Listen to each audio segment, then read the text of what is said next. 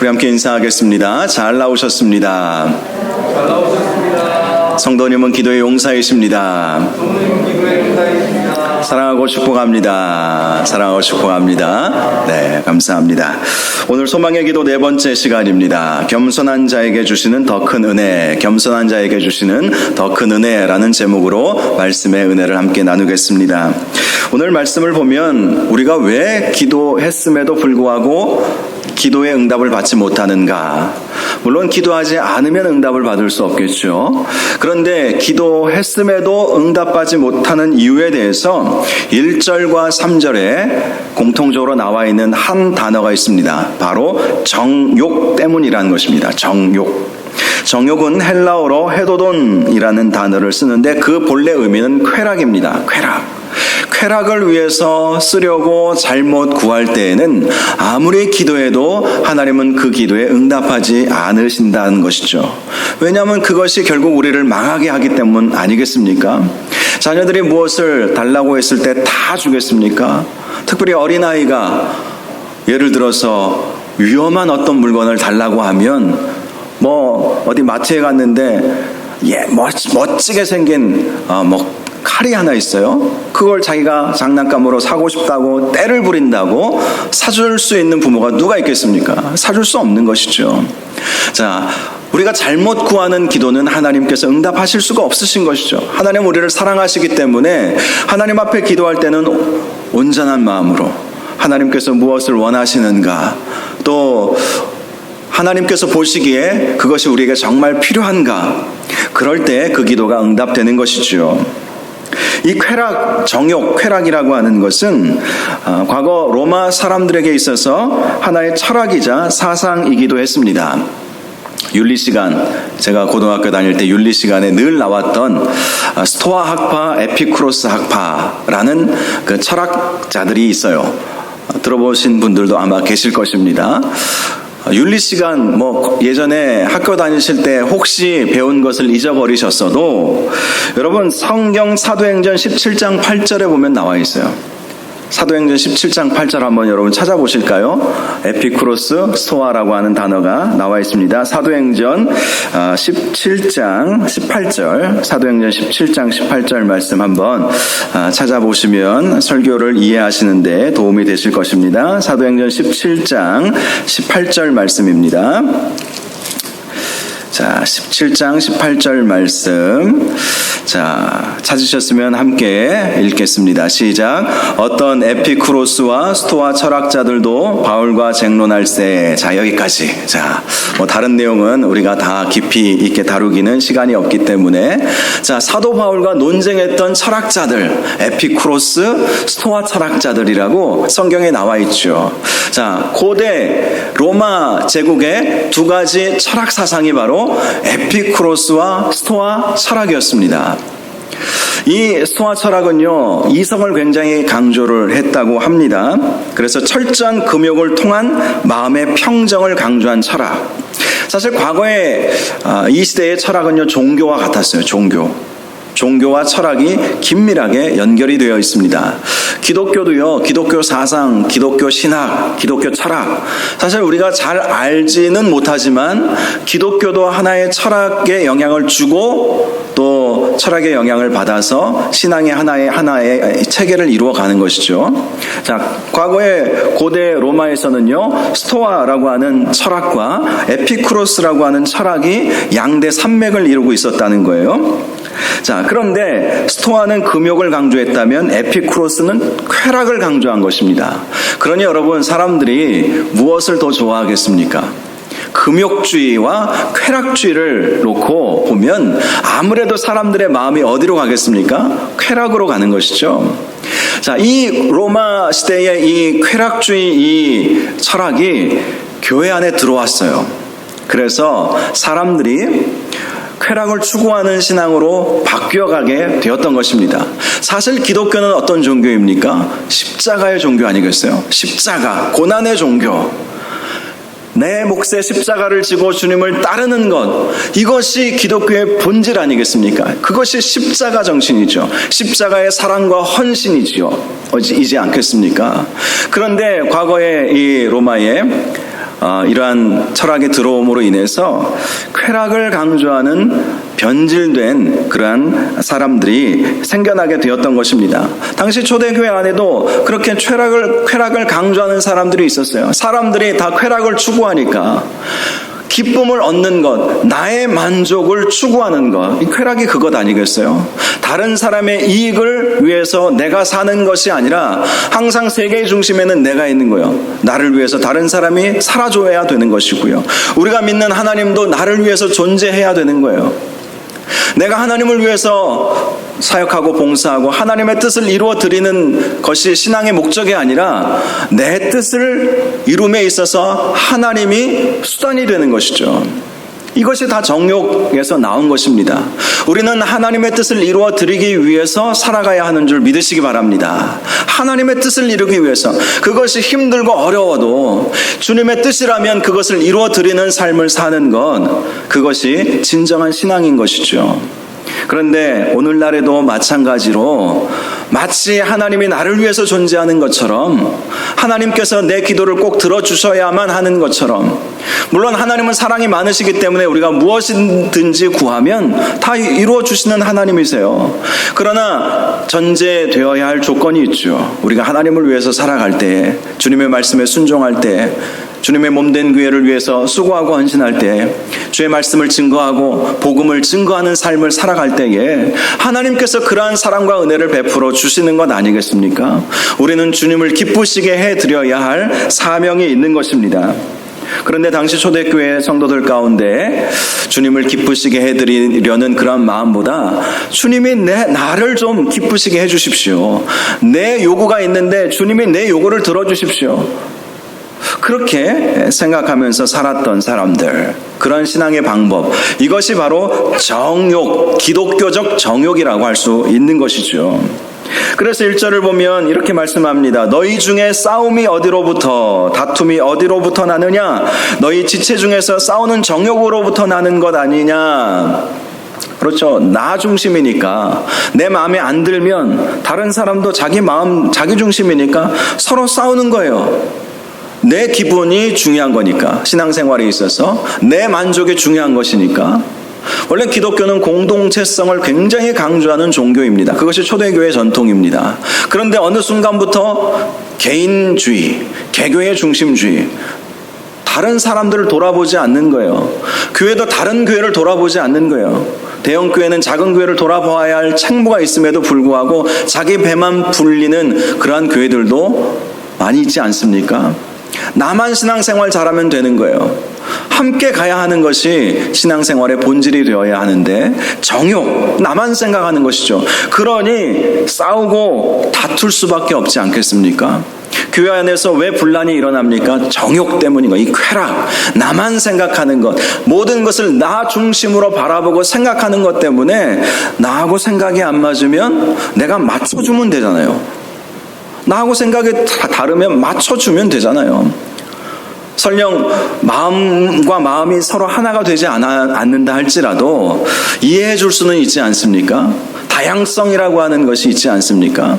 정치적 그런 생각이 좀 달라도 우리가 서로 이해해 주고 맞춰가는 것, 신앙의 색깔이 달라도 서로 그것을 존중하고 이해해 주고 맞춰주는 것, 고린도 교회가 못했던 것이 바로 그 부분 아니었겠습니까? 그러니 정말 분당을 짓지 않았겠어요.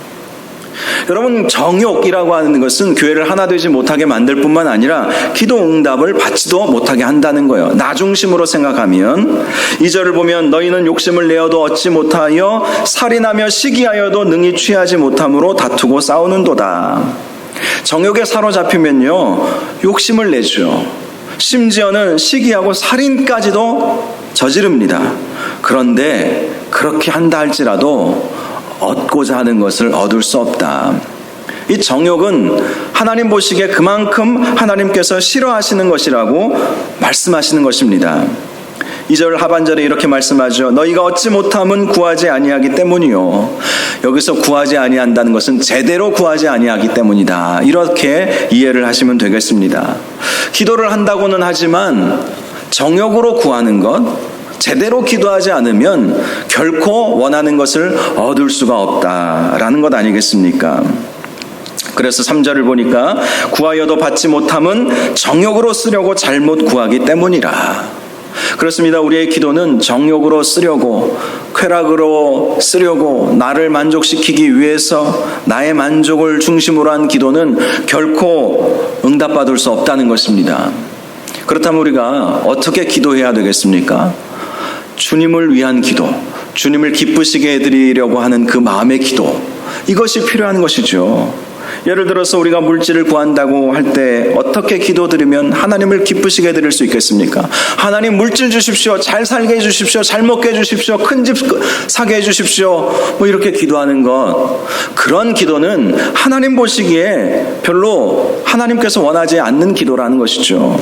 목표가 다르잖아요. 목표가 내가 배부르고 내가 등 따시고 내가 편안하게 살려고 그렇게 기도하는 것은 정욕이라니까요. 정욕의 기도, 쾌락의 기도이기 때문에 하나님은 그런 기도를 응답하지 않으신다는 것입니다. 반면에 이렇게 기도하면 어떻겠습니까? 하나님께서 물질을 주시면 주님의 영광을 위해서 마음껏 쓰고 싶습니다. 이렇게 기도하면 하나님이 얼마나 기뻐하시겠어요? 하나님께서 마음껏 부어주시면 주님을 위해서 마음껏 일하고 싶습니다. 그렇게 하나님께 기도하면 하나님 나에게 물질 주시고 또 뭐 돈도 많이 주시고 승진하게 하시고 뭐 좋은 직장 얻게 하시고 이렇게 기도하는 것보다 훨씬 더 하나님 마음에 감동을 주는 그런 기도가 되지 않겠습니까? 이 정욕의 기도, 그리고 정욕의 기도가 아닌 기도의 특징이 바로 나 중심에 있느냐 하나님을 위한 기도냐, 여기가 달라지는 것이죠. 건강을 위해서 기도한다면 무조건 오래 살게 해주십시오, 이 병 낫게 해주십시오 라고 기도하는 것보다 주님께서 이 병을 고쳐주시면 남은 평생 주님을 위해 충성하다가 주님 나라 가고 싶습니다, 이렇게 기도하면 어떻겠습니까? 이러한 기도를 하나님이 기뻐하시지 않겠습니까? 자녀를 위해서 기도할 때 우리 자녀가 건강하게 잘 자라고 머리도 똑똑해서 좋은 대학 들어가고 좋은 직장 들어가고 또 좋은 배필 만나서 아들, 딸 낳고 잘 살고 잘 먹고 늘 그렇게 기도하잖아요. 그런데 그러한 기도도 물론 뭐 나쁘지는 않겠지요. 그러나 더 좋은 기도가 있다는 것이죠. 그 좋은 기도가 무엇입니까? 우리 자녀가 정말 하나님께 영광 올려드리는 복된 삶을 살게 하여 주시옵소서. 다른 모든 것 없어도 믿음 하나 끝까지 붙잡고 살게 하옵소서. 제가 자녀를 위한 기도를 이렇게 배웠어요.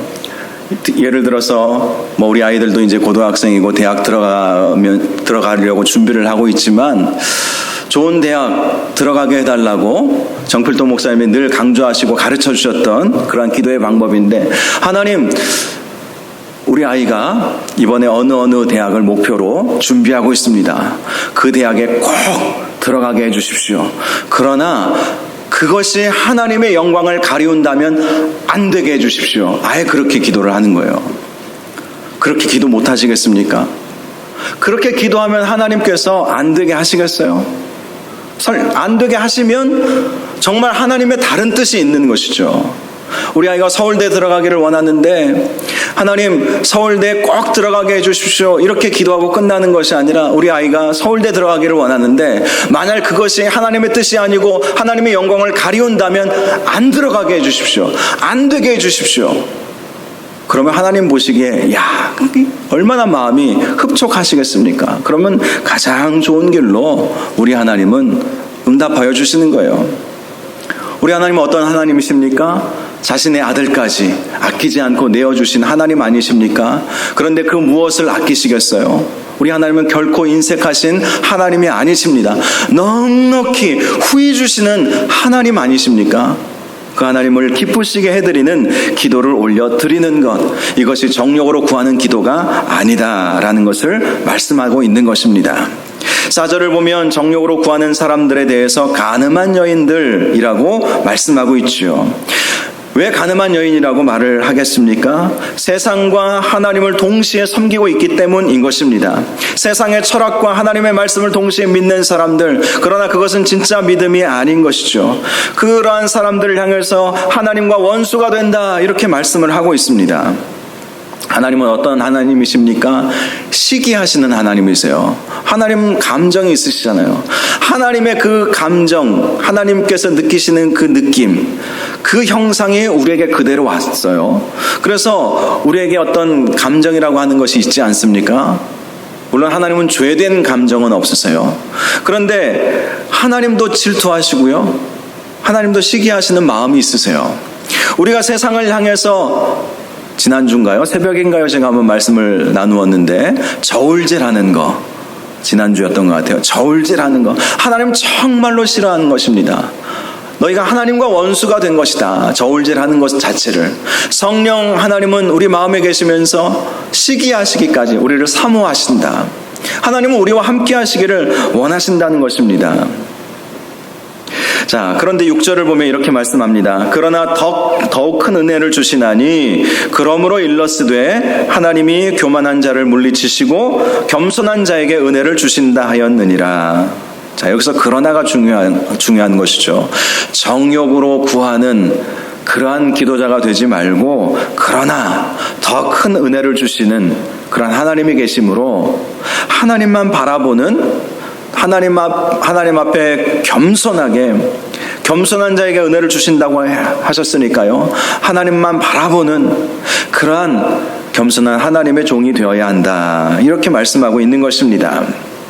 자, 그래서 7절에서 10절까지 말씀을 보니까요, 정욕으로 구하지 않고 6절에 나와 있는 더 큰 은혜를 받을 수 있는 기도가 무엇인지 잘 설명해 주고 있습니다. 세 가지로 구분해 볼 수가 있는데요. 첫째, 하나님께 복종하는 마음으로 기도해야 된다는 거예요. 복종하는 마음으로.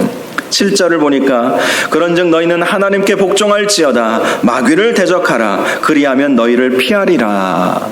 하나님께 복종하래요. 이 복종하라라고 하는 이 말씀의 헬라어 문법은요, 즉각적인 복종을 의미하고 있다고 합니다. 즉각적인 복종. 하나님께 복종하다라고 하는 것은 하나님의 말씀에 복종하는 것이죠. 하나님께서 명령하신 것은 하나님의 말씀에 기록되어 있기 때문에 그 하나님의 말씀에 즉각적으로 복종하는 마음으로 하나님께서 무슨 말씀을 하시든지 그 말씀에 순종하겠습니다. 말씀과 기도는 결코 분리할 수 없습니다. 말씀에 순종하는 것, 말씀에 복종하는 것이 기도 응답의 비결이라는 거예요.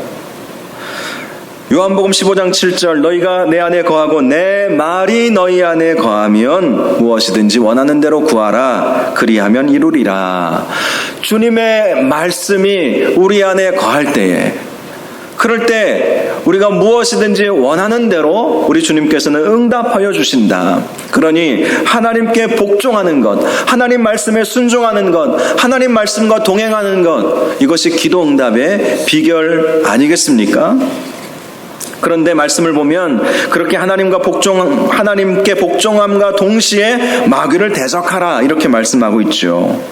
우리가 보통 마귀를 대적하는 기도를 할 때에 나사렛 예수의 이름으로 선포하는 경우가 있지 않습니까? 그런데 그런 선포도 필요할 때가 있겠지만 오늘 이 본문의 의미는 이 원어적 이 의미를 쭉 이렇게 문법적으로 해석을 해보면 이런 의미예요. 우리가 하나님께 복종할 때 그것이 마귀를 대적하는 것이고, 그렇게 마귀를 대적할 때 마귀는 떠나간다. 이것이 원어적 의미인 것입니다. 하나님 말씀에 복종할 때, 하나님 말씀이 내 마음에 들어오면 마귀는 어디서 역사합니까? 물론 마귀가 역사하지 않는 곳은 없지만 특별히 우리 마음 가운데 마귀가 역사하지 않습니까? 그런데 하나님의 말씀이 우리의 마음 가운데 들어오면 마귀는 설 자리가 없는 거예요. 하나님 말씀을 순종하고 그 말씀에 복종하는 삶을 살면 마귀는 떠나가게 되어 있는 것입니다. 제가 주일날 내적 치유 설교 쭉 이어서 지금 하고 있지 않습니까? 이번 주가 14번째인가 15번째인가 그러는 것 같아요. 언제까지 하게 될지는 모르겠어요. 할 수 있는 대로 하다가 이제 제 설교의 계획은 이제 예수님께서 치유하여 주신 이 실질적인 그러한 내용들 함께 다루고 어찌 보면 굉장히 긴 시리즈의 설교를 마무리하려고 제가 계획을 세우고 있습니다. 기도 중에 있는데요. 내적 치유에 대해서 제가 말씀을 하면서 자주 말씀드리는 찰스 크래프트 박사님이 계시지 않습니까? 이 박사님은 원래 북아프리카의 선교사 출신이세요. 그러니까 풀러신학교의 선교대학원의 교수님이신데 원래 선교사 출신이시고 그리고 이분은 문화인류학자 출신이십니다. 미국의 UCLA라고 하는 대학이 있죠. 원래 풀러 신학교에서 강의하시기 전에 UCLA 아주 유명한 대학입니다. 미국 캘리포니아에서 한두 손가락, 두세 손가락 안에 드는 대학이죠. UCLA 대학에서 이 인류학자로 교수로 사역을 하시면서 이분이 신실한 크리스찬이고 선교사 출신이시라 풀러 신학교에 와가지고 강의를 함께 하게 됐대요.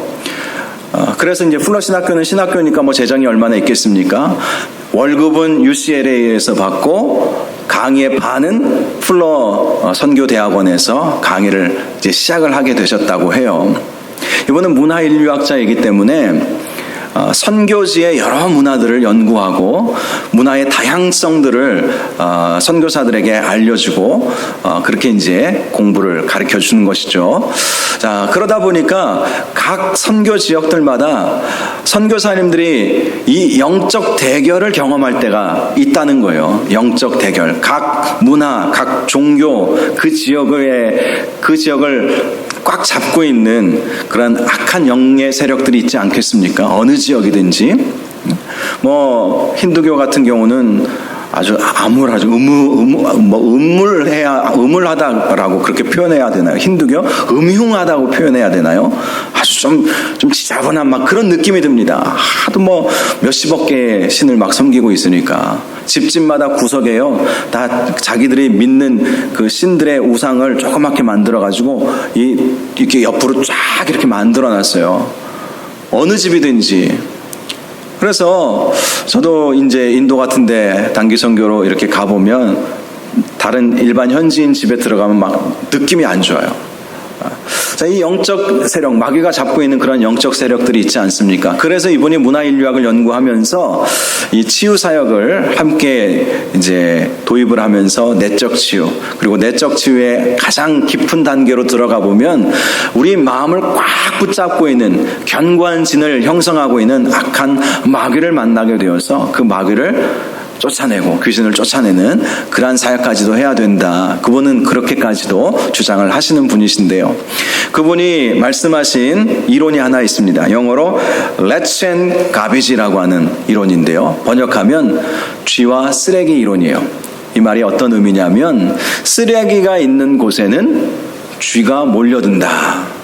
그런 강의의 내용을 늘 하셨거든요. 쓰레기가 가득하면 쥐가 몰려든다는 거예요.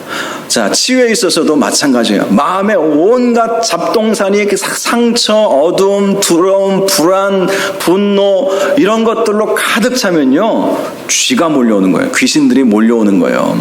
악한 마귀가 몰려오는 거예요. 그런데 마귀가 떠나가게 하기 위해서는 어떤 방법을 쓰면 되겠습니까? 그 쓰레기를 치우면 되는 것이죠.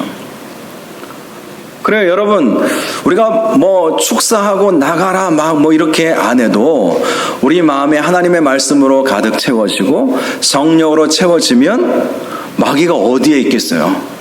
우리 마음을 떠날 수밖에 없는 거예요. 우리의 생각을 떠날 수밖에 없는 것이죠. 마귀는 우리의 영혼은 공격하지 못합니다. 우리는 예수 믿어 구원받은 사람들이기 때문에. 그러나 여전히 생각과 우리의 마음 가운데는 들어와서 삐집고 들어와가지고 우리를 힘들게 하고 분노와 걱정, 좌절, 두려움으로 우리를 힘들게 하는 것이 마귀의 역사 아니겠습니까? 그래요. 우리 안에 가득한 쓰레기들만 치워버리기만 한다면 마귀는 역사하지 못하는 것입니다. 하나님 말씀으로 가득 채우는 것이 사실 성령으로 채우는 것이고 우리 안에 있는 모든 쓰레기들, 좋지 않은 것들을 다 치워버리는 것 아니겠어요? 자, 하나님께 복종하라. 그것이 바로 마귀를 대적하는 거예요. 하나님 말씀에 순종하면 그것은 그 자체가 마귀를 대적하는 것입니다. 그러면 마귀가 피하는 거예요. 야, 말씀으로 이렇게 꽉 채워진 저 사람은 건드려봐야 나만 손해겠구나. 피하는 거예요. 그래서 우리가 하나님 앞에 정말 기도할 때는요, 말씀 붙잡고 기도하시는 거예요. 말씀에 순종하고자 하는 마음으로 기도하셔야 하는 것입니다. 하나님께 복종하라. 마귀를 대적하라. 그리하면 피하리라. 이 말씀의 의미가 무엇인지 잘 기억하시고, 기도를 방해하는 영적 세력은 있습니다. 우리의 기도를 방해하는, 정욕으로 구하게 만드는, 나 중심의 생각으로 흐르게 만드는 그 마귀의 세력은 있어요. 그 마귀를 쫓아내는 방법, 하나님 말씀에 복종하라. 하나님 말씀에 순종하라. 말씀으로 가득 채워라. 이것 아니겠습니까? 그럴 때 정욕으로 구할 수가 없죠. 하나님의 말씀이 내 안에 있는데 내가 내 뜻을 구하겠습니까? 아버지의 뜻을 구하니까 내 말이 너희 안에 거하면 무엇이든지 구하라. 내가 이루겠다. 우리 주님이 그렇게 말씀하신 거예요. 주님의 말씀이 내 마음에 가득 채워져 있기 때문에 내 입에서 나가는 것은 주님의 말씀밖에 더 있겠습니까? 그러니 내 마음도 편안해지고 마귀의 공격도 무력화시키고 하나님께서 원하시는 기도의 제목을 가지고 주님을 기쁘시게 하는 기도를 해드리니 주님께서 어떤 기도든지 왜 안 들어주시겠습니까? 두 번째는요, 응답받는 겸손의 기도는 하나님을 가까이 하는 기도다라는 것입니다. 8절, 하나님을 가까이 하라. 그리하면 너희를 가까이 하시리라. 죄인들아 손을 깨끗이 하라. 두 마음을 품은 자들아 마음을 성결하게 하라. 라고 말씀하고 있습니다. 하나님을 가까이 하라. 이것은요, 쉬지 말고 기도하라 라는 것이죠. 늘 하나님과 동행하는 것, 가까이 한다는 것은 하나님과 늘 함께 하는 거예요. 대화하는 것, 기도는 대화라고 하지 않습니까? 하나님과 가까이 하라. 늘 하나님과 대화하라는 거예요. 늘 하나님을 생각하며 하나님과 깊은 교제의 시간을 나누어야 된다라는 것입니다. 그러면 하나님께서 우리의 모든 기도를 응답하여 주신다는 것입니다. 하나님과 깊은 교제를 나누게 되니까 우리의 손이 깨끗하여지는 것이죠. 말씀을 보면, 자, 하나님을 가까이 하라. 그리하면 너희를 가까이 하시리라. 우리가 하나님께 다가가면 하나님은 멀리 도망가지 아니하시고 오히려 더 가까이 우리와 붙어주시는 것이죠. 그래서 그렇게 되면 손이 깨끗하여집니다. 두 마음을 품은 자들이 마음이 성결하여지는 것이죠. 하나님을 가까이 하면 어두움에 빛이 비추어지면 어두움은 떠나지 않습니까? 하나님은 빛이시잖아요. 그러니 우리가 아무리 정욕에 사로잡힌 어두움의 삶을 산다 할지라도 주님을 가까이 하면 주님의 그 영광의 빛으로 말미암아 나의 그 어두움의 모든 역사들, 불순종의 모든 역사들은 다 떠나가니까 정욕으로 구할 수가 없는 것이죠. 늘 하나님과 가까이 하는 것, 하나님과 친밀해지면 말하지 않아도 우리 하나님은 우리의 생각을 아세요. 물론 우리가 하나님과 친밀하지 않는다 해서 그렇다고 해서 우리의 마음의 생각을 모르시는 것은 아니겠죠. 근데 이 의미가 무엇인지는 이해하실 거예요. 하나님과 친밀해지면은 하나님께서 우리의 마음의 생각을 다 아시고 알아서 해주시는 은혜가 있다니까요. 알아서 해주시는 은혜. 생각만 해도 들어주시는 은혜, 때로는 생각한 것 이상으로 채워주시는 은혜가 분명히 있습니다. 하나님과 가까이 하면, 친한 친구들끼리 가까이 하면, 서로 무슨 말을 하면 직접적으로 얘기하지 않아도 너 지금 어떤 어려움이 있구나 다 알잖아요. 그렇지 않습니까? 저도 친구 목사님들 이렇게 한 번씩 만나면 목회가 어려우신 분들 있을 수 있잖아요. 지금 목회가 많이 힘들고 참 많은 어려움이 있고 이런 분들 직접 뭐라고 말하지 않아도 정말 친한 목사님은요, 얼굴 표정만 보면 말 한마디만 들어보면 알아요. 아, 지금 이 목사님이 이런 부분 때문에 힘들구나. 그 목사님은 또 제가 어떤 힘든 일이 있어서 서로 대화를 나누면 말하지 않아도 알겠죠. 친밀하니까. 하나님과 우리가 그렇게 친밀해지면요, 하나님은 우리의 마음을 훤히 들여다보시고 우리의 필요를 다 아시기 때문에 온전히 응답하여 주시는 것입니다. 에베소서 3장 20절에 이런 말씀이 있지 않습니까? 우리 가운데 역사하시는 능력대로 우리가 구하거나 생각하는 모든 것에 더 넘치도록 능히 하실 이. 그분이 누구이십니까? 우리 하나님이십니다. 생각만 해도 때로는 생각한 것 이상으로 넘치도록 능히 하여 주실 하나님, 그 하나님과 가까이 친밀하게 지내시기 바랍니다. 그러면 하나님이 뭘 기뻐하시는지 제대로 알고 하나님 앞에 정욕으로 구하는 어리석은 기도를 하지 않게 되지 않겠습니까? 마지막 세 번째, 철저히 회개하며 기도해야 한다는 거예요. 9절을 보니까 슬퍼하며 애통하며 울지어다. 너희 웃음을 애통으로 너희 즐거움을 근심으로 바꿀지어다. 슬퍼하며 애통하며 울어라. 10절을 보면 바로 그러한 모습이 주 앞에서 낮추는 것임을 분명히 말씀하고 있습니다. 주 앞에서 낮추라. 그리하면 주께서 너희를 높이시리라. 우리가 철저하게 낮아져서 철저하게 회개하면 우리 하나님께서 우리를 높여주신다. 높여주신다는 것이 기도의 응답을 말씀하고 있는 것입니다. 애통에 대해서는 예수님이 이런 말씀을 해주셨죠. 팔복의 말씀에서 애통하는 자는 복이 있나니 그들이 위로를 받을 것이라. 애통하면 하나님의 위로가 온다는 것입니다.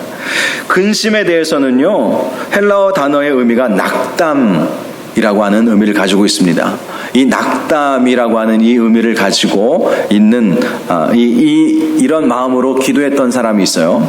그 사람이 바로 세리였습니다. 세리. 낙담하여서 감히 얼굴을 들어서 하늘을 우러러 보지도 못하고 멀찍이 서서 하나님 앞에 나는 죄인입니다. 나를 용서하옵소서. 그때 그 세리의 마음이 낙담이에요. 그런데 그러한 낙담을 하나님께서 즐거움으로 바꾸어 주신다는 건 아니겠습니까? 그래, 우리가 애통하고 슬퍼하고 때로는 마음이 내려앉는 것처럼 내 죄가 너무나도 크고 나는 죄인임을 느끼기 때문에 그런 마음으로 겸손히 낮아져서 하나님 앞에 나아가면 그런 사람이 정욕의 기도를 할 수 있겠어요? 정욕의 기도가 어떤 기도라고요? 쾌락, 나 중심의 기도, 쾌락. 그런데 그만큼 낮아지고 애통하고 슬퍼하고 우는 사람은 왜 울겠습니까? 내가 아무것도 아님을 알기 때문에.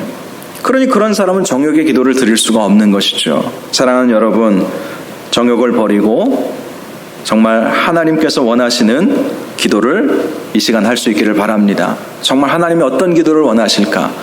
내 생각과 내 계획을 하나님이 이루어 주셔야만 한다, 이런 마음이 아니라 하나님께서 무슨 말씀을 하시든지 그 말씀에 순종하겠습니다, 그런 마음으로 기도하고, 또 하나님께서 원하시는 그러한 뜻을 이루어 드리기 위해서 하나님을 가까이 하는, 하나님과 친밀한 교제를 나누는 그런 기도, 또 철저한 회개의 기도, 그러한 기도를 통해서 하나님께서 원하시는 기도자들 되셔서 정욕으로 기도하는 기도가 아니라 하나님께서 원하시는 기도를 올려드림으로 우리의 모든 기도가 다 응답받는 은혜가 있기를 주님의 이름으로 축복합니다.